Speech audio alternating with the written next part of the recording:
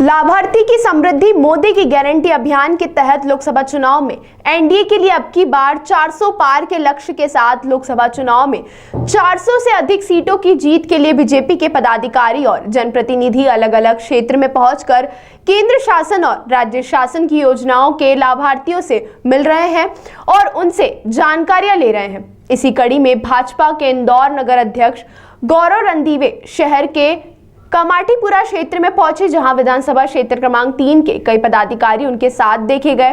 भाजपा नगर अध्यक्ष ने कहा कि लाभार्थियों से योजनाओं को लेकर चर्चा करते हुए प्रधानमंत्री नरेंद्र मोदी की ओर से उन्हें राम राम भी कहा जा रहा है। बहुत अन्याय किया होगा उन्होंने लोगों के साथ। कांग्रेस शासन में जब लगातार कांग्रेस शासन में रही तब उन्होंने लगातार किसानों के साथ, युवाओं के साथ, अनुसूचित जाति जनजाति के साथ जो अन्याय किया है, उस अन्याय का वो जवाब दें।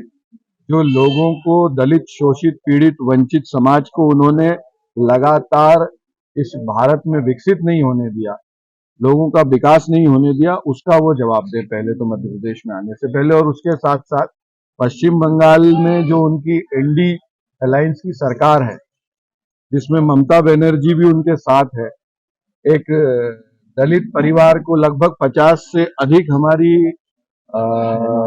अनुसूचित जाति की बहनों के साथ में जिस तरह का दुर्भाग्यपूर्ण और दुर्भष कृत्य हुआ है, उस पर राहुल गांधी पहले जवाब दें। वहीं दूसरी ओर कांग्रेस राहुल गांधी की यात्रा को लेकर काफी उत्साहित है। पूरे प्रदेश से कांग्रेस के लोग यात्रा में राहुल गांधी के स्वागत के लिए सम्मिलित होने में राहुल गांधी के स्वागत के लिए यात्रा मार्ग पर पहुंच रहे हैं। तो वहीं इंदौर नगर निगम के नेता प्रतिपक्ष चिंटू चौकसे ने भी यात्रा को लेकर अपनी प्रतिक्रिया दी है और राहुल गांधी की जमकर तारीफ भी की है।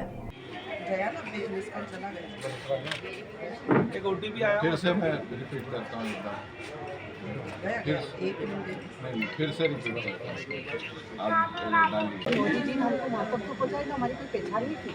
बस ये था कि एक नगर निगम कर्मचारी हैं, लेकिन हम सारी महिलाओं से लेकर जितने नीचे से सबको उठा दिए मोदी जी।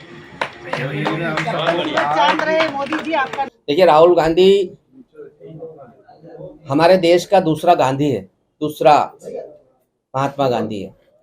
एक महात्मा गांधी जिनने अहिंसा के बल पर अंग्रेजों को घुटने पे आने पे मजबूर कर दिया। अंग्रेजों ने कभी नहीं सोचा था भारत छोड़ के जाना पड़ेगा। आज वही राहुल गांधी है। मुझे लगता है कि देश में अगर विपक्ष है तो वो सिर्फ और सिर्फ गांधी परिवार है। अदरवाइज तो सारे दलों को भारतीय जनता पार्टी की सरकार ने, मोदी जी ने, अमित शाह जी ने सबको, किसी को ईडी आईटी की डर से सबको अपने अपने घर बैठा दिया। कोई बोल भी नहीं पाई। ऐसी स्थिति निर्मित हमारे विश्व के सबसे बड़े लोकतंत्र में कर दी। लेकिन चूंकि हमारे नेता साफ मजबूत है, दृढ़ता से, ताकतवर तरीके से इन सांप्रदायिक ताकतों का मुकाबला करने के लिए देश के हर हिस्से में जा रहे हैं, लोगों को जगाने की कोशिश कर रहे हैं। लेकिन समय रहता है हर चीज का। भाई, आपने धर्म की गोली, धर्म की दवाई इस तरह से लोगों को पिला दी कि उसमें से निकलने में थोड़ा सा समय लगेगा। लेकिन मुझे ऐसा लगता है कि लोग अब धीरे धीरे उससे बाहर आने लगे हैं।